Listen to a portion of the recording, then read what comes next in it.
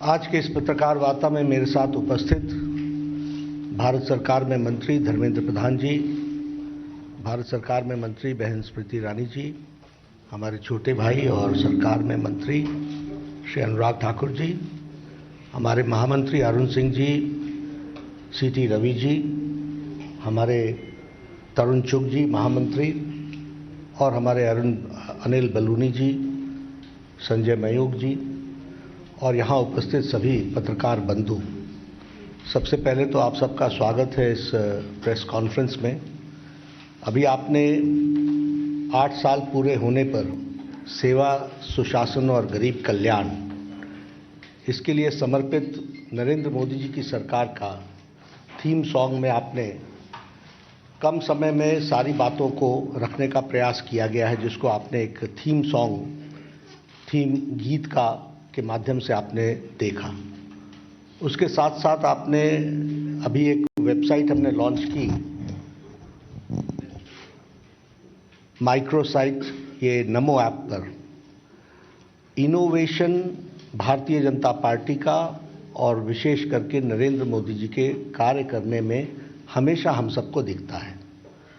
और उसी इनोवेशन के तहत प्रधानमंत्री मोदी जी ने नमो ऐप के तहत माइक्रोसाइट में जा करके एक नया मॉड्यूल खड़ा किया है, जो इंटरेस्टिंग भी है, इंटरैक्शन भी है, इंफॉर्मेशन भी है और इनोवेशन भी है। और सबसे बड़ी बात यह है कि इस मॉड्यूल में को गेमिफाई किया गया है। एक खेल के माध्यम से ज़्यादा लोग इसमें इंटरेस्ट लें, यंग इंडिया जुड़े, यूथ जुड़े, और वो इसको कैसे इस माइक्रोसाइट में जाकर के गवर्नमेंट के द्वारा किए गए प्रयासों के बारे में एक जानकारी हासिल करेगा। इसमें इसी माइक्रोसाइट में है प्ले एंड लर्न।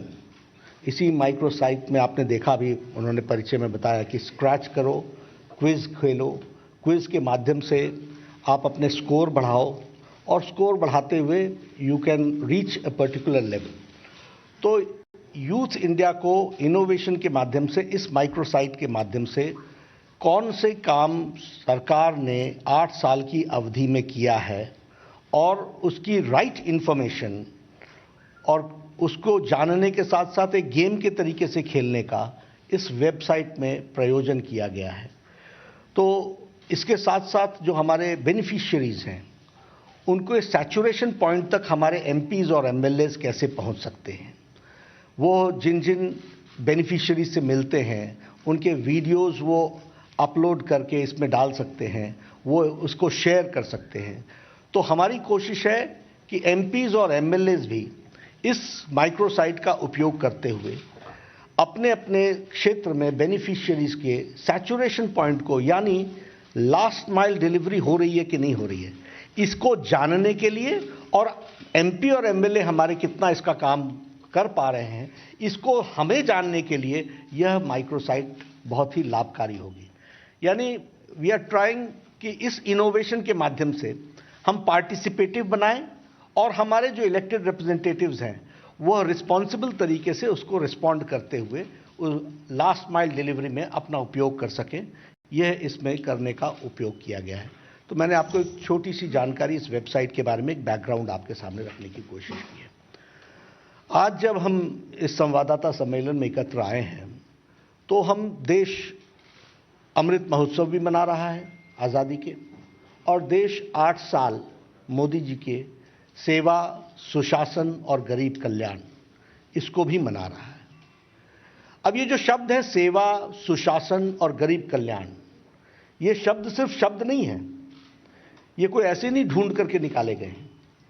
ये मोदी गवर्नमेंट की आत्मा है, ये मोदी गवर्नमेंट के काम करने का तरीका है, ये मोदी जी का, हमारे आदरणीय प्रधानमंत्री जी का सारे कार्यक्रमों को गवर्न करने के लिए किस दिशा में जाना है, उसका एक तरीके से कहिएगा कि यह इस बैकग्राउंड में उन्होंने चलने का निर्णय किया है। ये हमको इसमें से समझ में आता है। मैं जब अब कम समय में 8 साल की गाथा तो बताना बड़ा मुश्किल है और किसी के लिए भी इसको कहना बहुत मुश्किल है, लेकिन हम अगर पहली बात कहेंगे तो मैं मानता हूं कि आदरणीय प्रधानमंत्री जी ने भारत की राजनीति की संस्कृति बदल दी है। The culture of Indian polity has changed और सरकार के कार्य करने की शैली भी बदल गई। पॉलिसी पैरालिसिस से चलते हुए हमने एक लंबी यात्रा 2014 से लेकर के हमने एक लंबी यात्रा की है। Today we see a responsible government, today we see a proactive government, today we see pro-responsive government, और यह हमारे अंतिम पायदान पे उसकी सेवा के लिए तत्पर दिखती हुई सरकार है। जो समाज है उसको मजबूती करने के लिए यह कमजोर है। की बात करते हैं तो आप कल्चर वाली सरकार दिखती है। जब हम कल्चर की बात करते हैं तो कल्चर था, this was the general saying, वाक्यों में इसी तरीके से राजनीति को ट्रांसलेट किया जाता था, आप लोगों की भाषा में उसको डिकोड किया जाता था। आज स्पष्ट है, मोदी है तो मुमकिन है, और ये आम व्यक्ति की आवाज है। ये कोई भारतीय जनता पार्टी की आवाज नहीं है, ये आम व्यक्ति की आवाज है कि yes, if prime minister Modi is there, this is possible. Modi है तो मुमकिन है। यह परिवर्तन हमको देखने को मिलता है। अगर हम संस्कृति की बात करें तो जातिवाद, वंशवाद, परिवारवाद, तुष्टीकरण की राजनीति, ये सब चीजें, भ्रष्टाचार, अनाचार, इन सब को चैलेंज करते हुए और जिसको हम कहते हैं धत्ता दिखाते हुए, इसको कन्फ्रंटिंग फ्रॉम द फ्रंट, आगे से लड़ाई लड़ने की मानसिकता के साथ प्रधानमंत्री मोदी जी ने 8 साल में काम किया है। और क्या किया है? सर्वस्पर्शी, सर्वसमावेशी विकासवाद की एक अविरल यात्रा, न रुकने वाली यात्रा, इसका प्रारंभ किया है। अगर इसी में हम देखें तो गांव, गरीब, वंचित, पीड़ित, शोषित, दलित, समाज के अंतिम पायदान पर खड़ा व्यक्ति, और उसके साथ जो हमारी स्कीम्स हैं वो सारी उसी तरफ जाती हैं जो महिलाओं को और युवाओं को सशक्तिकरण देता है। इस काम को आगे बढ़ाने का काम किया है। और आप सब जानते हैं कि उसका मंत्र सबका साथ, सबका विकास, सबका विश्वास, सबका प्रयास, इस बात को लेकर के हम आगे बढ़े हैं। अगर अंत्योदय की बात करें तो गरीबी उन्मूलन का विषय, उसको हम लोगों ने बहुत तीव्र गति से आगे रखने का प्रयास किया है। नेशन फर्स्ट ये कहने के लिए नहीं था, मैं आगे आकर के आपको बताऊंगा कि हमारे सारे प्रोग्राम्स कैसे नेशन फर्स्ट की तरफ हमारी पॉलिसीज डायरेक्ट हुई हैं, उसको भी हमको समझने की आवश्यकता पड़ेगी। और ये जो बदलाव की कहानी है, यही हमारी प्रगति की निशानी रही है। पहले स्कीम्स कागज़ पर बनती थी। मैं एक लंबे समय तक एमएलए भी रहा हूँ, मुझे मालूम है ज़मीन पर कैसे काम होता था। कागज़ पर स्कीम बनती थी, कागज़ पर ही इम्प्लीमेंट हो जाती थी और कागज़ पर ही उद्घाटन हो जाता था। आज डिक्लेरेशन से लेकर इम्प्लीमेंटेशन तक everything is being monitored in letter and spirit. नीचे तक उसकी मॉनिटरिंग हो रही है और उसको आगे बढ़ाने का प्रयास किया जा रहा है।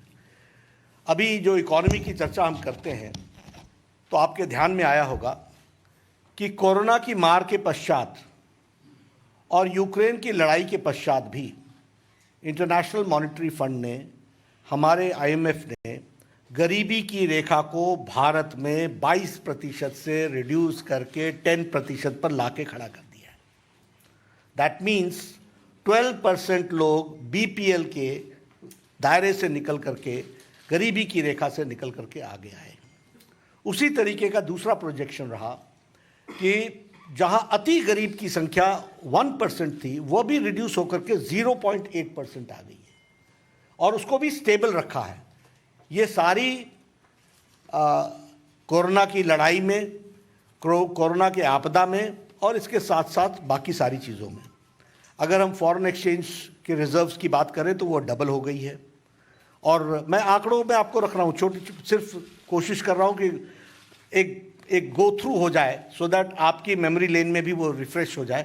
For that only I am just trying to put the picture in front of you. $300 billion US dollars से बढ़ करके $600 billion हमारा फॉरेन एक्सचेंज रिजर्व हो गया है, जस्ट डबल्ड. उसी तरीके से आप देखिए प्राइमरी स्कूल्स, हमारे शिक्षा मंत्री जी बैठे हैं, 70 सालों में शिक्षा विभाग ने 6,37,000 स्कूल्स बनाए थे और हमारे इस 8 सालों में 6.53 लाख हमारे प्राइमरी स्कूल्स बने हैं. इसलिए यूनिवर्सल एजुकेशन की दृष्टि से जहां हम आगे बढ़े हैं, वहीं पर पर्सन की प्रॉफिट, वो भी इनकम भी डबल हुई है. 2014 में हमारी per year income average was 79,000. Today it is 1,50,000. और ये मैं आपके सामने आंकड़ों के साथ रख रहा हूं इसलिए कि आपको स्टैटिस्टिकली समझ में आए कि what difference Modi government has made. उसी तरीके से अगर हम देखें प्रोडक्शन इन फूड ग्रेन्स, तो ये 255 मिलियन टन्स से बढ़ करके 316.06 मिलियन टन्स हो गया है. अगर हम एक्सपोर्ट्स की बात करें तो अभी जो ये लास्ट फिस्कल ईयर गया, इसमें $418 बिलियन का एक्सपोर्ट हुआ. यानी now India has become a major exporter country. 418 billion US dollars का हमारे यहाँ वो हुआ है. IMF का जो ग्रोथ रेट प्रोजेक्शन है, वो जहाँ अमेरिका का 4.4 है, तो इंडिया का 8.2% है. तो ये भी हमको ध्यान में रखना चाहिए कि ग्रोथ रेट का प्रोजेक्शन हमारा कैसा है. एग्रीकल्चर में हमने जो प्रोडक्शन है एक्सपोर्ट्स में, जो हम एक्सपोर्ट्स में वो 23% का इंक्रीज़ है. और एग्रीकल्चर बजट 23,000 करोड़ का होता था, आज 1,23,000 करोड़ प्लस है. यानी 10 टाइम्स से ज़्यादा उसकी इंक्रीज़ हुई है. वह भी हमको ध्यान में रखना चाहिए. उसी तरीके से जो हमारा ग्रॉस डोमेस्टिक प्रोडक्ट है, वह भी डबल हुआ है. 112.33 लाख करोड़ था